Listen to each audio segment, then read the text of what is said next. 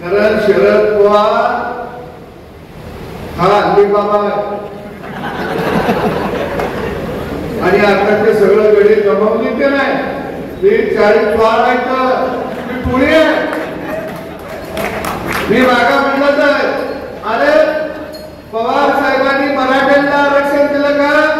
नाही दिलं. मराठाला आरक्षण देवेंद्र फडणवीसनं दिलं. ईडब्ल्यूएस मधनं मराठ्यांना आरक्षण नरेंद्र मोदींनी दिलं. सारथी समजा मराठ्यांसाठी देवेंद्र फडणवीसनं काढली.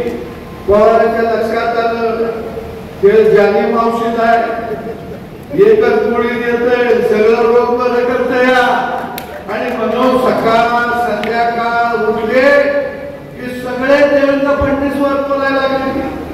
पवारांपासून संजय राऊतांपर्यंत सगळ्यांना देवेंद्र फडणवीस नावाचा भस्म्या रोग झालाय, भस्म्या रोग.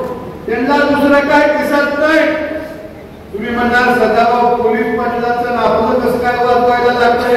त्याचं कारण आहे देवेंद्र फडणवीस नावाचा तारा या महाराष्ट्राच्या राजकारणामध्ये आला नसता तर सदाभाऊ खोत सारखा आणि गोपीचंद पडळकर सारखा शेतकऱ्याची पोरं आमदार नसली नसती, आमदार नसली नसती.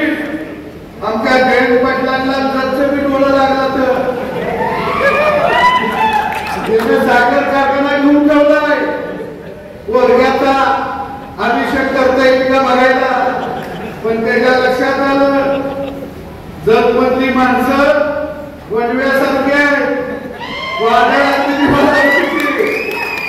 त्यानं दोघं जणांचं पाय आत घेतलं आणि म्हणून या महाराष्ट्रामध्ये 2 वर्ग आहेत, एक प्रस्थापित आणि एक विस्थापित.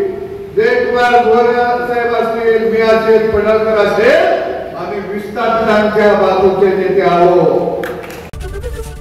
एबीपी माझा, उघडा डोळे बघा नीट.